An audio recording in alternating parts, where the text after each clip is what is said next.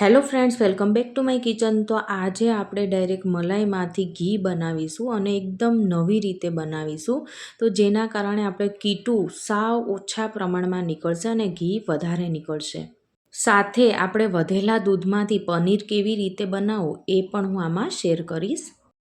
તો મલાઈમાંથી ઘી બનાવવા માટે જો અહીંયા છે ને મેં 10થી 12 દિવસની મલાઈ છે ને એ ભેગી કરીને રાખી છે. જે આપણે છે ને ફ્રીઝરમાં રાખીએ ને તો બિલકુલ સ્મેલ આવતી નથી તેમાંથી. અને હવે આપણે 3થી 4 ગ્લાસ જેટલું પાણી એડ કરી આ રીતના આપણે મિક્સ કરીશું.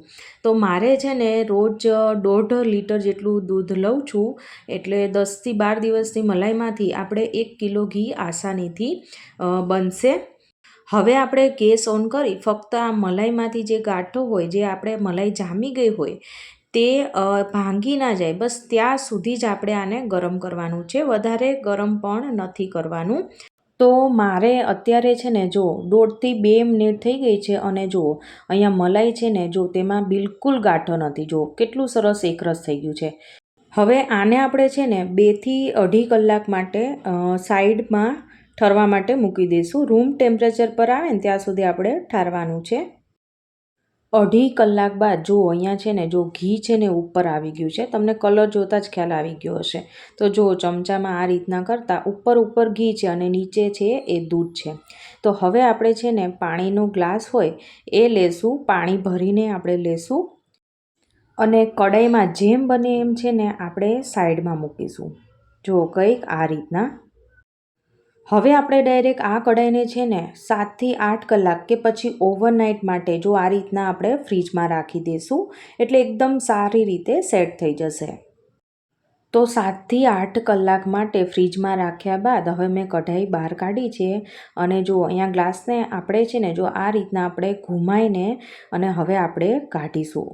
અને જો કેટલો આસાનીથી નીકળી ગયો. અને ગ્લાસમાં ભરેલું પાણી છે ને એ આપણે આમાં કઢાઈમાં એડ કરીશું. અને જો આ રીતના આપણે શેક કરતા જશું અને તેમાં રહેલું જે દૂધ છે ને એ આપણે બીજી તપેલીમાં કાઢતા જશું. તો આવી રીતના આપણે છે ને 3થી 4 વાર કરીશું. એટલે આપણે ફ્રીજમાં રાખવાના કારણે જે દૂધ છે એનું દહીં જેવું એકદમ ઘટ્ટ મલાઈ જેવું થઈ ગયું છે એ બધું જ સારી રીતે આમાં નીકળી જાય. અને જ્યાં સુધી આ વ્હાઈટ દૂધ છે એ આછું ના થઈ જાય ત્યાં સુધી આપણે આમાં પાણી એડ કરતા જશું. જો અહીંયા અંદરનું દૂધ છે ને એકદમ સારી રીતે નીકળી ગયું છે અને હવે આપણે આ જે ઘી છે ને એને જો આ રીતના આપણે ચમચાથી તોડીશું. તો આમાં બિલકુલ ગાંઠો ના રહેવી જોઈએ અને એક રસ આપણે બધું કરી દઈશું. 2થી 2.5 મિનિટ જેવું ફેટવાથી જો કંઈક આ રીતનું આપણું માખણ છે ને એ બન્યું છે. અને હવે આપણે પાણી એડ કરીશું. એટલે જેટલું આપણે આમાં કેવું કે વ્હાઈટ દૂધ હોય એ બધું નીકળી જાય ને ત્યાં સુધી આપણે 2થી 3 વાર પાણી એડ કરીશું, કે જેથી કરીને ઘી છે ને એ ફટાફટ બનીને આપણું તૈયાર થાય. જો આ સાઈડમાં જે પાણી છે ને એ આપણે હવે દૂર કરીશું. નેક્સ્ટ હવે આપણે એક ગેસ ઉપર તૈયાર કરેલું જે આ માખણ છે ને એ મૂકીશું અને બીજા ગેસ ઉપર આપણે જે દૂધ જે નીકળેલું છે એ આપણે મૂકીશું. તો અહીંયા મેં છે ને જો બીજા તપેલામાં લઈ લીધેલું છે, મોટા તપેલામાં, કેમ કે એકમાં નાનામાં આવતું નહોતું. એટલે હજી ફક્ત 1.5 જ મિનિટ થઈ છે અને અહીંયા જો આપણા ઘી બનવાની શરૂઆત થઈ ગઈ છે અને સાઈડમાં જે આ મોટી તપેલીમાં દૂધ મૂકેલું છે એમાં પણ ઉફાણ આવી નથી. તો એમાં ઉભરો ના આવે એની પહેલાં તો આ ઘી બનીને તૈયાર થઈ જશે. તો જો અહીંયા 2થી 2.5 મિનિટ થઈ છે અને હજી આપણે જે દૂધ મૂક્યું હતું એમાં ઉભરો આવ્યો નથી અને આપણું ઘી બનીને અહીંયા તૈયાર થઈ ગયું છે. તો એને આપણે સાઈડમાં 5 મિનિટ માટે ઠરવા માટે મૂકી દઈશું. અને હવે આમાં ઉભરો આવે ને પછી આપણે આગળની પ્રોસેસ કરીએ. 7થી 8 મિનિટ બાદ હવે તમે અહીં જોઈ શકો છો કે આમાં પણ જો ઉભરો આવી ગયો છે. તો ગેસની ફ્લેમ આપણે ધીમી કરીએ અને અહીંયા છે ને મેં 1 લીંબુનો રસ અહીંયા મેં કાઢીને રાખેલો છે, જે આપણે થોડો કરીને એડ કરીશું, કે જેથી કરીને આ જે દૂધ છે એને ફાટશે અને તેમાંથી પનીર છે એ અલગ થશે. જો કંઈક આ રીતના.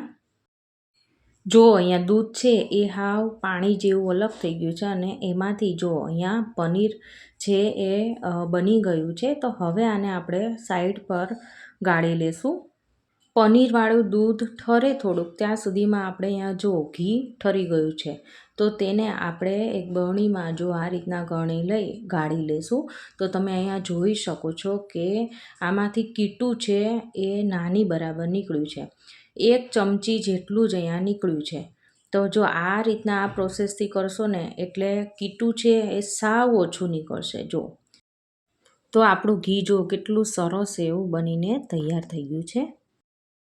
તો પનીરને સેટ કરવા માટે આપણે કોઈ પણ કાણાવાળી આ રીતના જારી લઈ લેવાની અને આપણે વ્હાઈટ રૂમાલ કે પછી આ રીતનું ભથાણું હોય એ રાખી આપણે જે આ પનીરવાળું પાણી છે એ બધું જ આમાં એડ કરીશું. એટલે પાણી છે નીચે નીતરી જશે અને પનીર છે એ આમાં રહી જશે. તો જો કંઈક આ રીતના બધું જ પનીર છે એ આમાં આવી ગયું છે અને હવે આપણે 2 થી 3 ગ્લાસ જેટલું નોર્મલ પાણી આપણે આમાં એડ કરીશું. હવે આ રીતના જો ચારેય છેડા આપણે ભેગા કરી એક પોટલી જેવું વાળી લેશું અને જો આ રીતના આપણે જે કંઈ એક્સ્ટ્રા પાણી હશે ને એ નિતારી લેશું.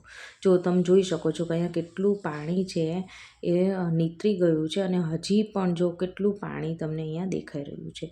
જો કંઈક આ રીતના પ્રેસ કરતા જઈને આપણે બધું જ પાણી છે એ નિતારી લેશું.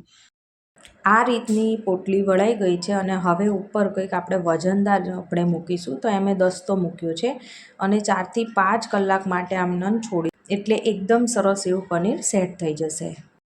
4 થી 5 કલાક થઈ ગઈ છે અને તમે અહીંયા જુઓ પનીર છે ને કેટલું સરસ બનીને તૈયાર થઈ ગયું છે ફ્રેન્ડ્સ. જુઓ તો ફ્રેન્ડ્સ ફક્ત મલાઈમાંથી ઘી અને પનીર બનાવવાની જો રીત ગમી હોય તો ફ્રેન્ડ્સ મારી ચેનલને સબસ્ક્રાઈબ, લાઈક અને શેર કરવાનું ના ભૂલતા. તો આપણે ફરીવાર મળશે એક નવા જ ઉપયોગી વિડીયો સાથે. Thank you for watching.